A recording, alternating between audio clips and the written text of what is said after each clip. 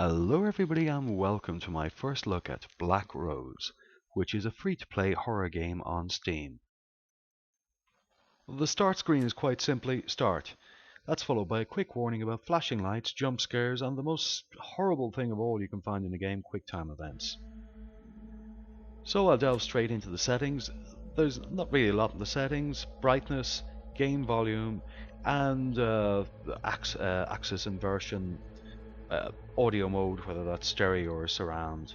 So there's not a hell of a lot there. I've just set the volume down a little bit because I just hate a game, particularly if there's going to be screams and stuff in it. I hate screaming in my ears, unless they're screaming my name, of course.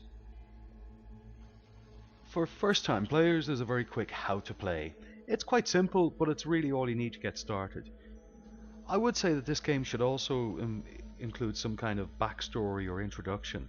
It would be just a nice way of starting the game, so you kind of have an idea of who you are and what you're doing there. Okay, I'll delve straight into the game and we'll see how it plays. There are two versions of the game available: timed mode and story mode. As it's my first play, I chose story mode because I want to get a little bit of the background of the game. So you start off, and the first thing I notice is you're straight into that kind of horror music, that classic horror. It's not even music, it's really just a track, kind of a loop playing in the background. And while this sort of soundtrack can be used really effectively to build tension, if it's overused or used throughout the game, it ends up desensitizing you to it, so it doesn't actually have any effect on your actions. And a good soundtrack should affect your actions, or it should at least affect your experience in the gameplay. I'm now going to take a look at the graphics. I'm not going to be too harsh in this area because it is a free game, first of all. It is the dev's first game, and they are an indie dev. So, you know, all those three combined, one can't be really too harsh on this. The textures look okay. I would say it kind of looks like a late 1990s, early 2000s game. The graphics are a tiny bit blocky, the textures are a little bit gnarly, the lighting could be done better, but at the end of the day, it's not such a huge issue. It's just something that could have added a little bit more immersion to the game and aided with the suspension of disbelief. All in all, for what it is, the graphics work. They do the job, they aid with telling the story. So you can't really ask for much more than that, particularly with a free game and particularly with a first-time dev. The backstory of the game is that you're investigating strange or mysterious happenings in an old abandoned funeral home, and particularly a happening centered around a character called Myrtle. This is where I feel some kind of prologue or cutscene at the start would have been really useful in the game, would have given you a little bit more incentive and a little bit more involvement with your character. And at the end of the day, it would have made the game a lot more immersive. Before the action starts, I'd like to make a quick disclaimer that I don't believe in ghosts, gods, goblins, or any other superstitious beliefs. So for me, I had to kind of work on my suspension of disbelief, probably more so than most people. But in saying that, I really kind of tried to just get into the game and immerse myself in it. With that said, you have to bear in mind that for me, it was not really going to be much more than a spooky hallway simulator. Anyway, I have one little issue here. Well, I have a few issues with the game, but one issue I have is that it peaks too early sometimes. Like you heard when I was coming up the stairs there, you heard the woman laughing. And I feel that stuff like that should be kind of kept towards more the end of the gameplay loop. For the simple reason that I like the idea of actually building tension. And I think the best way to build any kind of fear if someone was superstitious is to build some tension. So have you find a few things first, a few notes, maybe newspaper cuttings, recordings, whatever. The other issue I have is your character's internal dialogue. That could have been far better served instead of those little 1920s style pieces of paper that you'd see in the old silent movies. It would have been far better served with having somebody do a voice. Or perhaps, if they wanted to keep the game as neutral as possible, have you choose at the start whether you wanted a male or a female voice. Another issue is notes like this. Nobody really writes notes like this. You might find something like that if you found a journal, for example, and you flipped through the journal and you found a journal entry on a specific date. But you're certainly not going to find a note like that lying around. So again, this necessarily isn't a bad idea, it's just poor execution. You're not going to find a note like that, so why not have a journal that you find somewhere? And maybe the journal could be used to pad out the story a little bit more, give you some more information.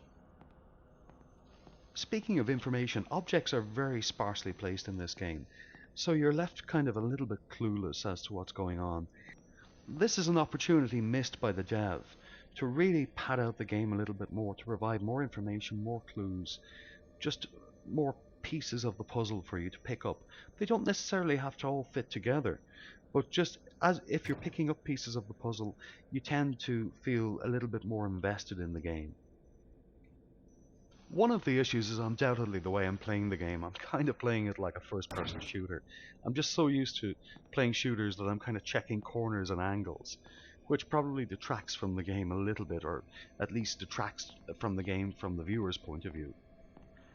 Another issue I have is that the objects that you do find are not kind of well enough hidden.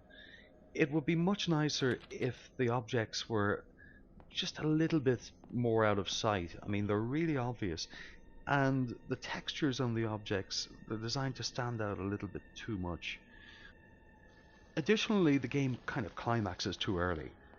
You'll see a piece coming up here where I hear something over the baby monitor, and it's all too soon, you know. Again, the game should give you a little bit more time to settle into your own particular fears, but I feel it's just constantly going for the money shot. So at this point I'm going to try wrap things up, and I'm just going to cut to the final piece of gameplay basically for every game, which is in essence what the whole gameplay loop really is, or seems to be about.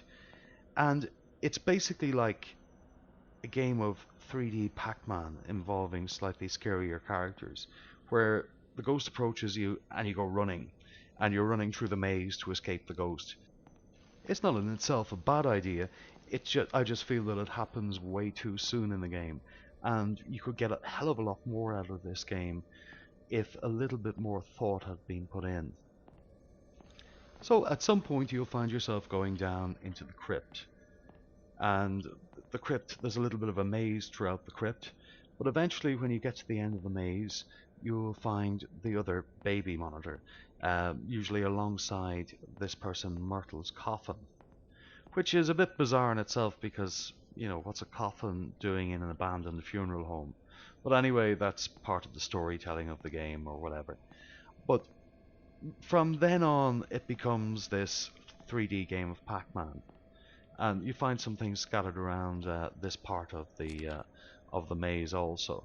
But again, I mean, who wrote that? A child. And who writes, you know, her eyes, don't look in her eyes? As if, you know, it's like that scene in Monty Python and the Holy Grail where a guy is writing on a cave wall and he's dying and he writes, ah. It just kind of doesn't happen, really. But with all that I've said, it's not a bad game. It's worth a play. It's free.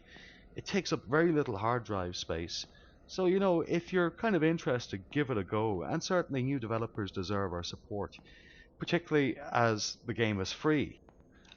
Devs have been charging for games in a lot worse state than this, so I think this dev deserves our support. It's his first time out there.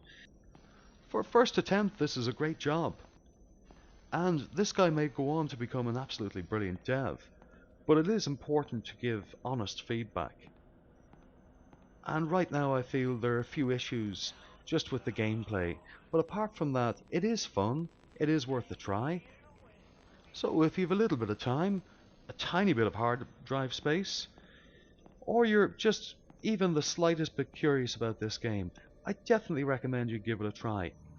There's nothing in this game that would make me advise you not to play this game. It's not a bad game. It's good enough, it's just not a great game. So, you know, download it, try it out. It costs you nothing, but a little bit of time. So I thank you very much for watching. Please comment or subscribe below. Negative or positive, I don't mind. Just love to hear your comments. And whatever you do, don't forget to look under your bed and check behind your door. Good night and sleep well.